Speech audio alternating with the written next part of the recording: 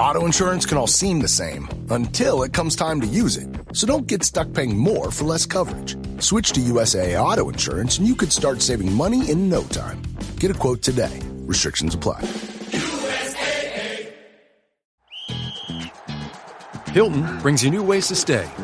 With experiences that let you capture the glory days. Introducing the Graduate Hotels.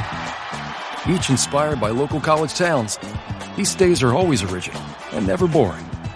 Get in touch with traditions all across the country and enjoy a stay that's a class above the rest. Book at Graduate Hotels with Hilton Honors Points at Hilton.com. It's a win-win.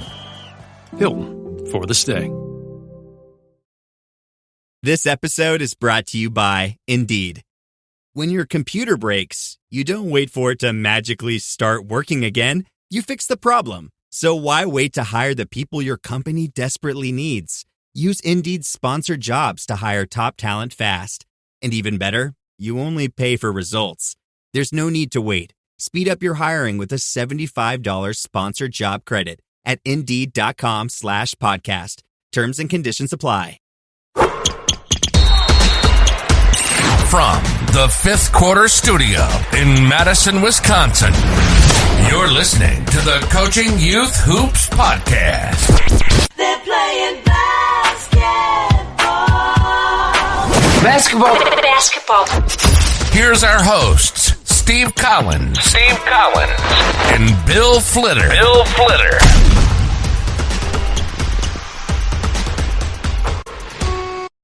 Okay. Coaches, welcome to another episode of Coaching Youth Hoops. I am your host, Coach Bill Flitter.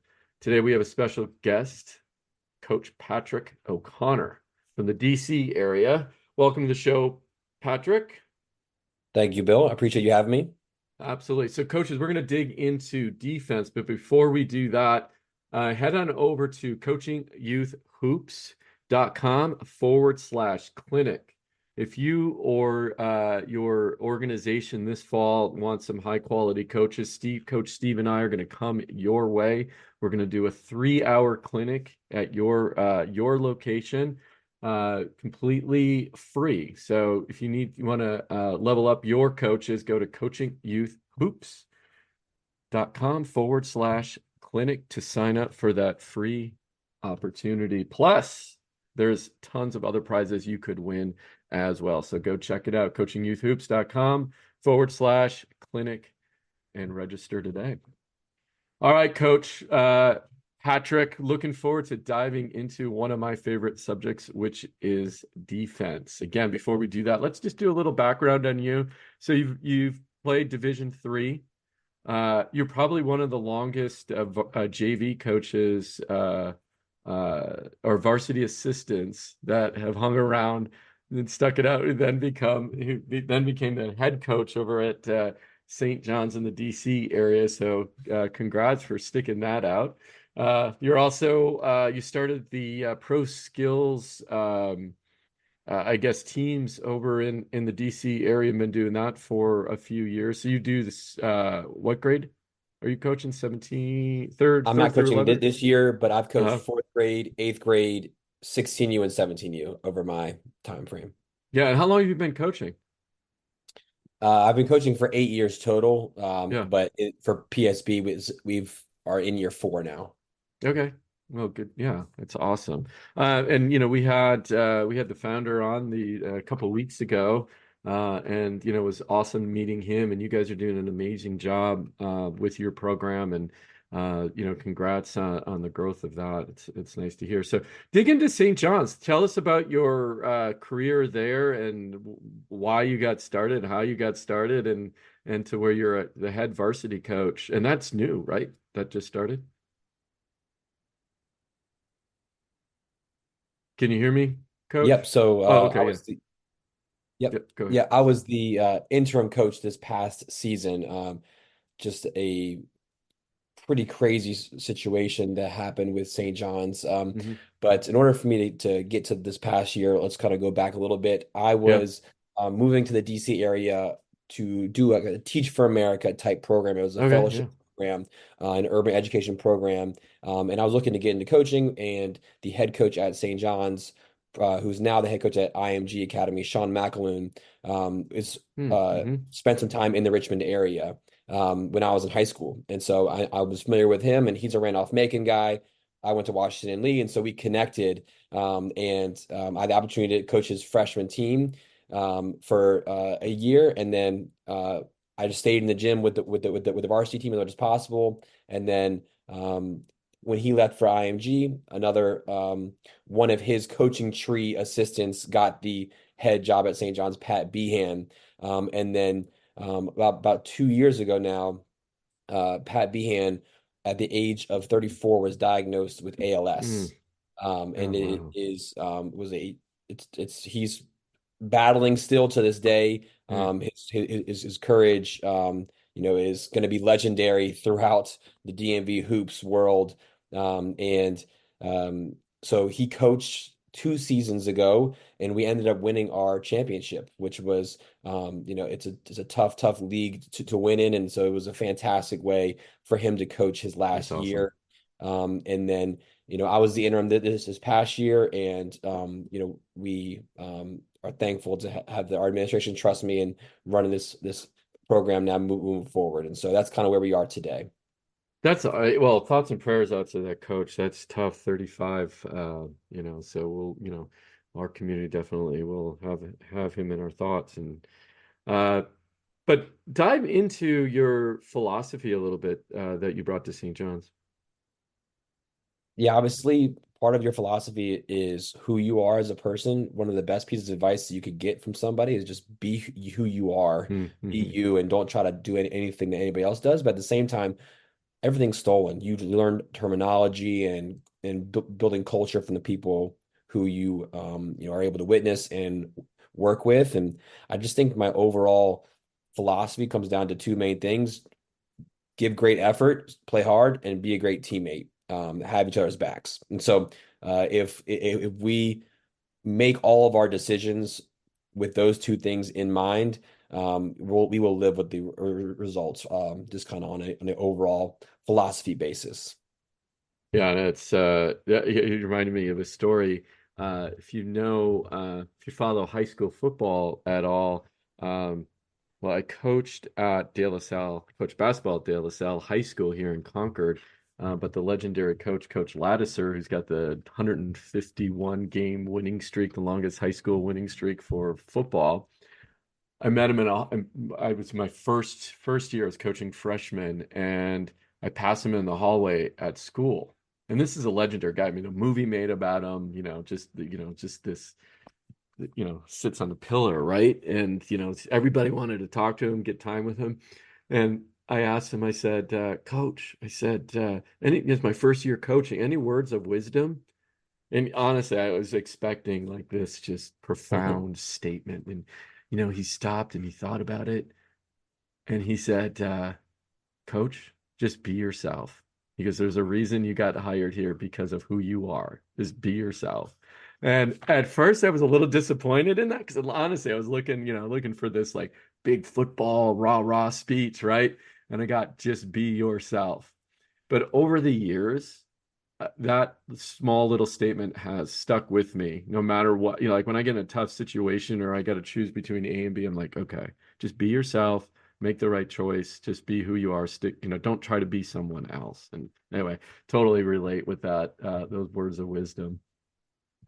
So let's dive into defense a little bit. Sum up your defense, if you could, in a few words. If I'm going to walk into your gym, I'm going to see what? Like, I'm going to know right away, okay, this guy focuses on. I would say, first and foremost, play hard, be a great teammate. But then defensively, we want to talk about not giving up 100% shots. And so we call 100% shots just those point blank layups. And especially in the youth basketball world, if you just watch a 3rd through 8th grade game, you will be shocked at how many right-handed layups are made. The percentage of made field goals are just right-handed layups. And so we just try to make our foundation avoid that. And, I was talking with a coach before, and he says that I'm an NFL coach. And I was like, I don't really understand what you mean. And this is a basketball coach at a basketball tournament. And he said NFL stands for no effing layups. And I'm like, I like that. Yeah. Yeah, So, yeah. that's I consider myself an NFL coach. And so if you think about how you can take away layups in order, I would say number one, try to limit live ball turnovers, right? A press break is a price of admission in youth basketball a lot of times. So that's number one. Number two is be disciplined in your transition defense, telling people that you don't have to crash the glass, don't stand and watch, go get back to prevent just those long throw ahead layups. Then having shell principles that are going to allow yourself to be connected defensively. And then finally, you have to fight like hell on the defensive glass because it doesn't matter how good your defense is. If they can jack up a shot and play ping pong at the backboard until they get a 100% shot, you have no chance. Right. And so I would say if you walked into our gym, I hope that you would see, okay, no layups. And then on the high school side of things, you try to evolve that into, okay, no layups and then no catch and shoot threes and then no free throws. That's kind of the order in which we try to go through. But ultimately, the defensive philosophy for us is no layups, especially at the young ages, no dominant hand, right hand layups. So in that particular case, there's a few defenses, and it's the one I practiced too, which was lock left, force everyone left, right? Because fewer people are left-handed. So you're not going to get those right-handed layups. Do you have any of those principles in place? Or you're just saying no layups, which that's tough, right? No layups, but are you forcing anyone left? Are you doing, are you funneling using like a, Coach Collins has the funnel down defense where he's forcing kids into the short corners. Are there any strategies around that concept of, no right-handed layups? I would say, yeah, I mean, speaking from like the pro skills basketball side, so that's mostly 3rd through 8th grade basketball. Yeah. I picture our duty to set them up for success as they get older. And so that's just half court shell discipline defense. And so what we try to do is influence baseline and we play in the gaps and try to be in help side 2 passes away. Those are the main principles that we try to talk about necessarily. Like, as we get to the high school level, it's okay. We have used the terminology lock left for certain players that are really dominant right hand, or block right for a super dominant left-handed player. It's scout based, but especially for the 3rd through 8th grade teams, is try to guard your yard, keep the guy in front of you. If you're going to get beat towards the baseline side, knowing that you have somebody there that's going to be there and help for you. Yeah, no, that totally makes sense. And how do you teach? And how much? Well, let me ask it this way: how much does a player have to bring on the defensive side versus the skills that you can teach them? Like, what would you say? That energy and effort that they bring to defense, is it more skill based, or is it more just I want this ball back, more more so than that other player wants to keep it, right? I mean, talk to me about that a little bit. Yeah, as someone who struggled to guard bigs because I was too skinny and guards because I was a little too slow, I can relate to that question for sure. Yeah. But what we always say around our program, Pro Skills and St. John's, is effort is a skill. It's important to teach these young people that just like making a free throw or dribbling the ball with your left hand, if you're able to sustain effort for a long period of time, whether that's a long possession, a long game, a long season, right? Just this sustained effort is going to be a separator for you in your life. And so like that's probably the number one skill that we're looking for, is just the consistent effort on the defensive end. But to some degree, like I think it's underrated, just like the physical need. Like you have to be strong, you have to be quick. And so just the physical stature of your defense is going to dictate the success of your defense, no matter how good your principles are. Yeah, that's true. And when it comes to, I mean, you can, as coaches, we can speak, you need to bring energy, you need to bring effort, right? Do you quantify that? Do you have how do you, and then you're talking kids, right? We're talking either, we're K through 12, and to keep that focused energy as well, right? Do you have any I guess, tips you could offer to coaches? I think number one is praising the right things. So we Mm. rarely ever say good shot or like tough Yeah, bucket, one of those things. yeah. We would say good shot if they had a good quality team shot and they missed it. Hey, that's a good shot, keep shooting, but not Mm. like, oh, that was a beautiful crossover, like good, like that's being praised enough by everybody else. That's It's interesting. a Yeah. it's Bill, great help defense there. Good extra pass. Way to help your Mm. teammate up. Hey, pause it. Did everybody see how Bill fought like hell for that rebound? He didn't get it, but Steve got that rebound. And just finding ways to, especially at the young age groups, just Hmm. praise those qualities that maybe when they're at home or the average Joe in the stands won't even really realize. And then as you get older, find ways to try to quantify that. And so at the high school level, we have these toughness points that we say after every Oh, I game, love and that. Yeah. that is a deflection, a steal, a block, and a charge times two. And so Mm. those numbers added together, that's your toughness score for the game. And we try to shout out people that have above a 5 for us at St. John's in any given game. I love that. I love that concept of toughness points. I'm gonna steal that one, coach, from you.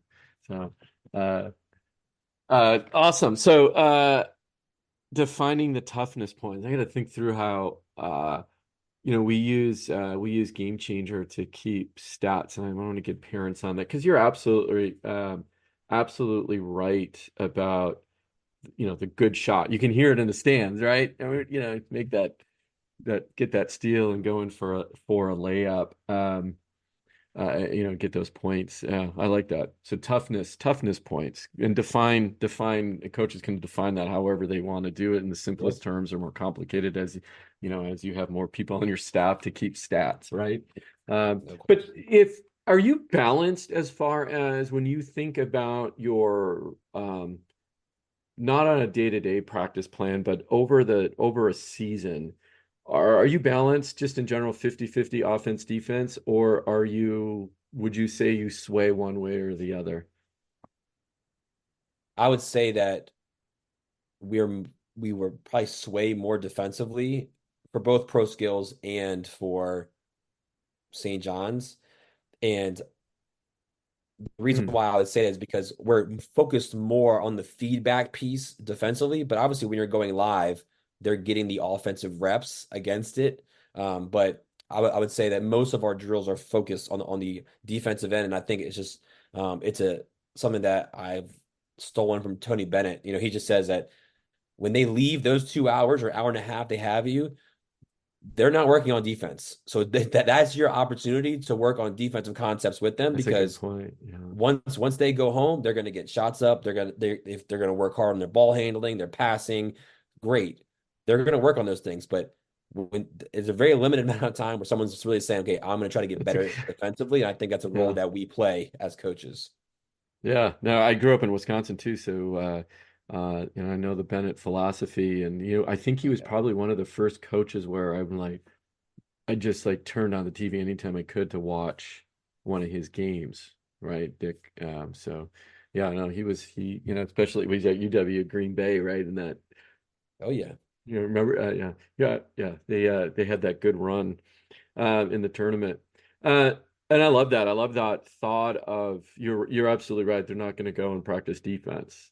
So they're going to go and practice, get their shots up, work on ball handling. So uh, another good concept to take take and apply.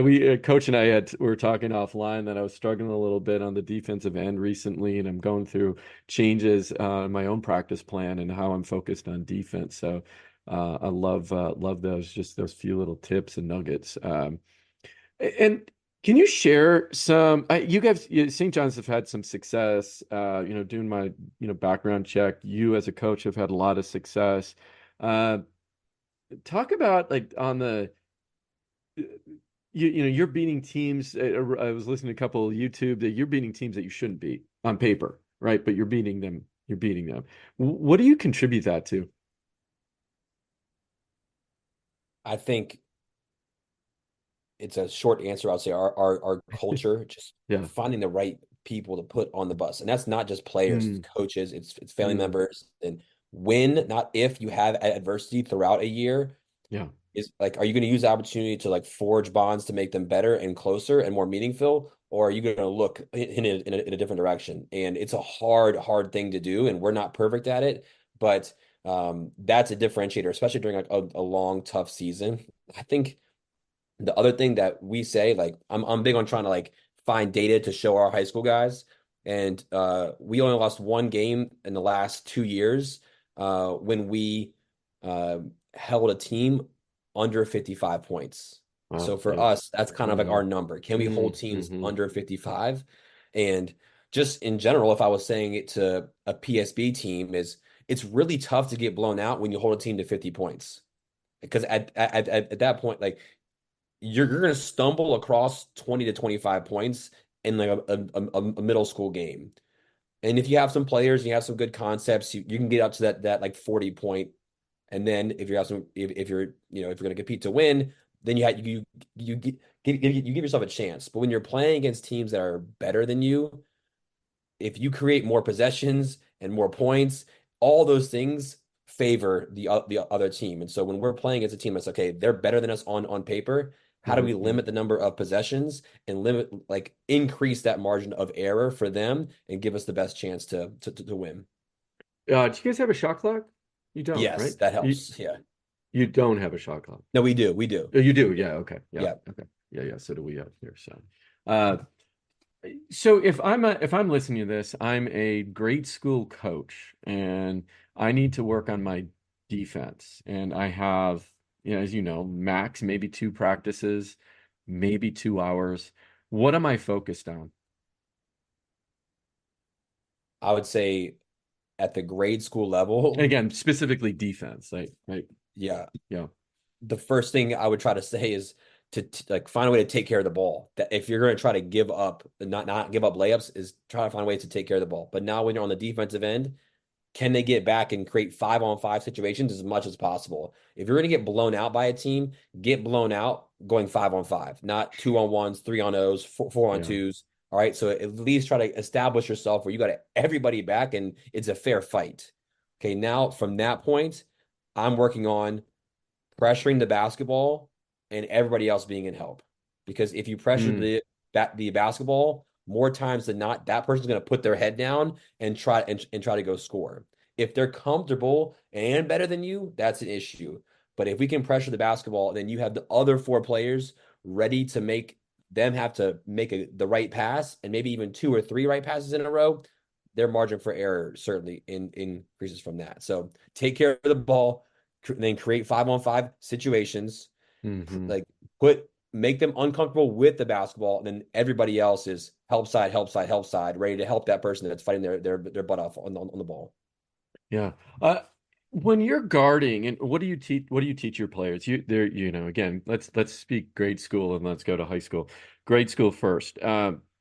The players just simply, you're guarding the players just simply better than you, quicker, faster, right? Smarter, right? We all run into that player, right? How do you guard? What do you tell your player who's guarding them? What words of wisdom do you have? I would say to pressure the basketball, but only up to the 3-point line. And so I want to make sure that I was clear with that. I don't want you pressuring the basketball at half court or 65 feet away from the rim. Just establish your shell 5-on-5, and then once they get into This podcast is part of the Sports Social Podcast Network.